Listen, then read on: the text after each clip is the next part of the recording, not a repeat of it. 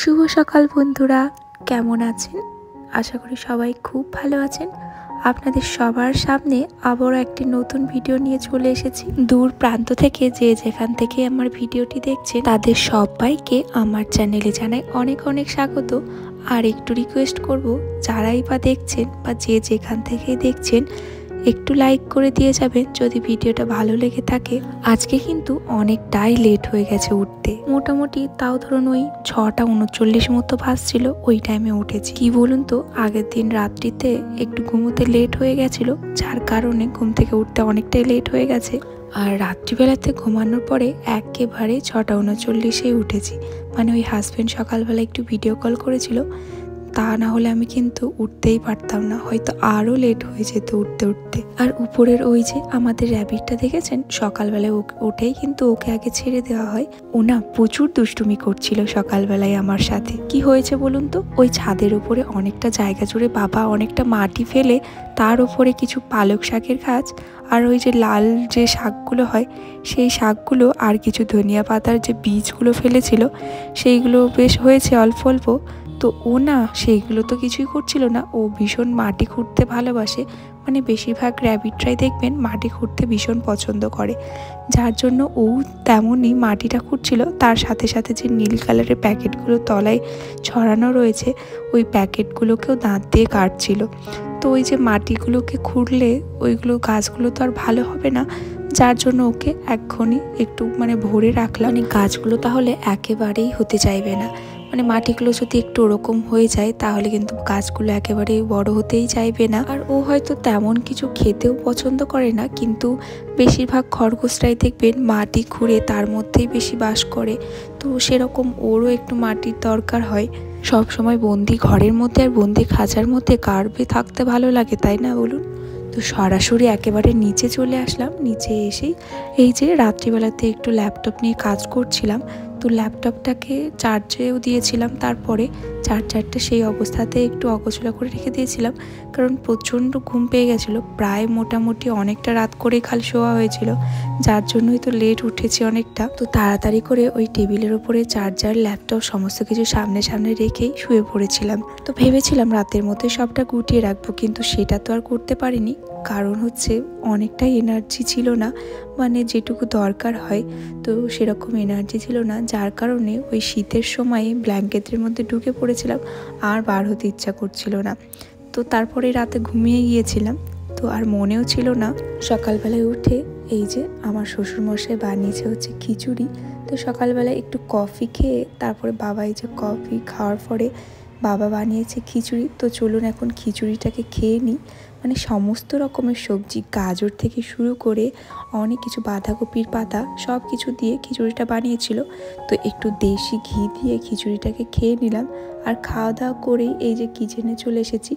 আজকে আমার শাশুড়ি মায়ের স্পেশালভাবে বানানো যে বাঁধাকপির রেসিপিটা বানাই, তো সেটাই আমাকে একটু শিখিয়ে দিয়েছিল।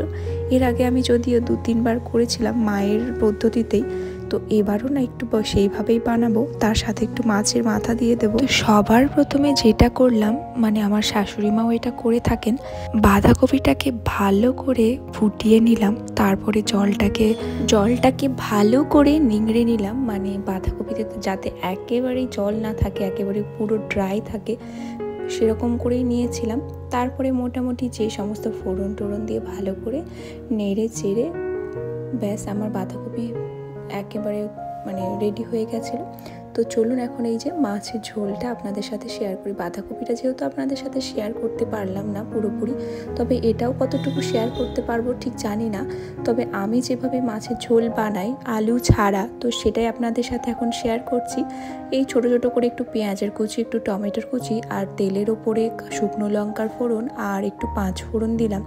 তো এই যে একটু পেঁয়াজগুলোকে ভাজা ভাজা করে তারপরে এই যে হলুদ, লবণ সমস্ত কিছু দিয়ে দেব। আর যে একটু মশলা বানিয়েছিলাম হচ্ছে ওই যে আদা রসুন বাটা, সেটাকেও দিয়ে দিলাম। আর ওদিকে ওই যে কাঁচা লঙ্কা তার সাথে একটু সর্ষে বাটা করে রেখেছি, সেটা একদম শেষের দিকে দেব। আর এই যে ধনিয়াটা দেখতে পাচ্ছেন, এটা কিন্তু আমাদের ঘরে তৈরি ধনিয়া পাউডার। তো মাছের ঝোল প্রায় রেডি হয়ে গেছে। তো ঝোলটা একেবারে একটু ফুটিয়ে নিয়ে তারপরে মাছগুলোকে সব দিয়ে দিলাম। তো চলুন এখন কাতলা মাছের এই যে একটু ঝোল ঝোল কাতলা মাছের রেসিপিটা আমার রেডি হয়ে গেছে। তো চলুন এখন কড়া থেকে নামিয়ে নিই কাতলা মাছটাকে। আর ফুটে গেছে তো এখন নামিয়ে নেওয়াটাই ভালো। তারপরে পুরো কিচেনটাকে ভালো করে ক্লিন করব, কারণ এই যে মানে সমস্ত শিল নোড়া এগুলো সবই কিছুই ধোয়া হয়নি। তো মশলা করার পর একে একে সব কিছু ধুয়ে রেখে দিচ্ছি। তারপরে এই যে একটু মানে গ্যাসটাকে ক্লিন করব। আর এই যে জানলার এই দেওয়ালটাতে রান্না করলে তো তেল তারপরে জল সমস্ত কিছু ছিটকে ছিটকে যায়, তার ফলে এই দেওয়ালটাতে না প্রচুর পরিমাণে তেল জমে যায়। তাই প্রত্যেকটা দিন মানে আমার শাশুড়ি মাও তো প্রত্যেকটা দিন এটাকে ভালো করে সাবান দিয়ে ঘষে মেজে একেবারে দেওয়ালটাকে খুব সুন্দরভাবে পরিষ্কার করে রাখে, যাতে কি হয় মানে সুন্দর দেখতে লাগে আর কি। আর না হলে কিন্তু পরে অন্য টাইমে এই তেলটাকে মুছতে গেলে কিন্তু ওই যে তেল ভাবটা থেকেই যাবে। তাই প্রথমে একটু এই যে সাবানটা দিয়ে, যে বাসন মাজার সাবানটাই রয়েছে, তো ওটা দিয়েই ভালো করে এই যে সামনেটা এবং কি ওইগুলোকেও একটু ভালো করে ধুয়ে নিচ্ছি। তো চলুন ভালোভাবে আমি এটাকে ভালো করে একটু ক্লিন করে নিই। আর এদিকে গ্যাসটাকেও আমি একটু মানে ঘষা মাজা করে নিয়েছি। তো এর সাথে সাথে কয়েকজন দিদিভাই আমাকে কমেন্ট করেছেন, তো তাদের একটু নামগুলো নিয়ে নিই। আর যে বা যারাই কমেন্ট করেছেন তাদের অসংখ্য ধন্যবাদ জানিয়ে দিচ্ছি আগেই। থ্যাংক ইউ আমার পাশে থাকার জন্য, এভাবে আমার পাশে থাকুন।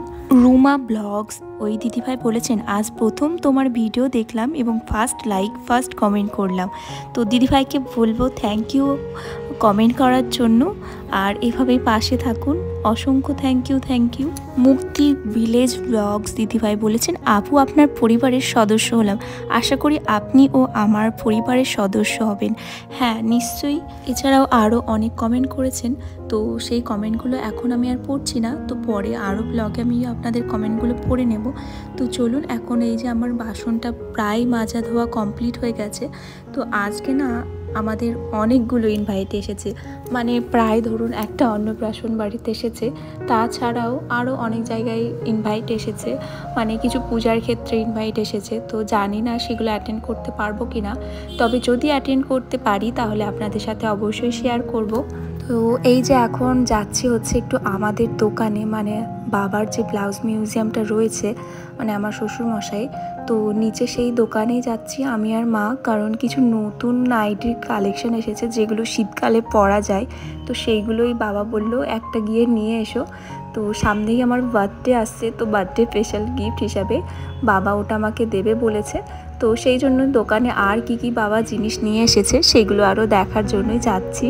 তো এরকম সময়ে না আমার ভীষণ ভালো লাগে, যখনই বাবা বলে যে যেতে তখনই চলে যাই। তো এই যে আমি আর মা একটু সন্ধ্যাবেলাতে এখন যাচ্ছি হচ্ছে দোকানে, একেবারে রাস্তার সামনেই রয়েছে আমাদের দোকানটা। তো চলুন এখন দোকানে যাওয়া যাক। এই যে আমাদের দোকানে চলে এসেছি। শুধু এই যে আমাদের দোকানে শাড়ি ছাড়া প্রায় অনেক কিছুই কালেকশন রয়েছে, সোয়েটার থেকে শুরু করে নাইটি ব্লাউজ তো প্রচুর পরিমাণে রয়েছে। যেহেতু এটা ব্লাউজ মিউজিয়াম তাই অনেক রকমের ব্লাউজের কালেকশন রয়েছে। তো 2-3 জন কাস্টমার এসেছিল, তো ওই যে বাচ্চা মেয়েটা দাঁড়িয়ে দেখছিল, আর এদিকে আমি কয়েকটা ব্লাউজ দেখছিলাম ফুল স্লিভ যাতে, তো সেরকমই ব্লাউজ খুঁজছিলাম। অনেকগুলোই ছিল। তো এর আগে বৌদি ভাইও এসেছিল, তখনও অনেক ব্লাউজ কিনে নিয়ে গেছে আর কি। তো এই যে এটা একেবারে ফুল স্লিভ রয়েছে, তো আমার এই ব্লাউজটা না ভীষণ পছন্দ হয়েছে। তার নিচে যে অ্যাশ কালারেরটা ছিল ওটাও ভীষণ পছন্দ। আর নতুন কয়েকটা বাবা সোয়েটার নিয়ে এসেছে, তো সেই সোয়েটারগুলো একটু দেখছিলাম। এই যে সোয়েটার, আর ওই যে আমি একটা মানে যে শীতে যে নাইটিগুলো পরে আর কি, যে গরম, আমি ঠিক নামটা ভুলে গেলাম, বাবা জানে, তো সেটাও নিয়েছি আর সাথেই সোয়েটারগুলো।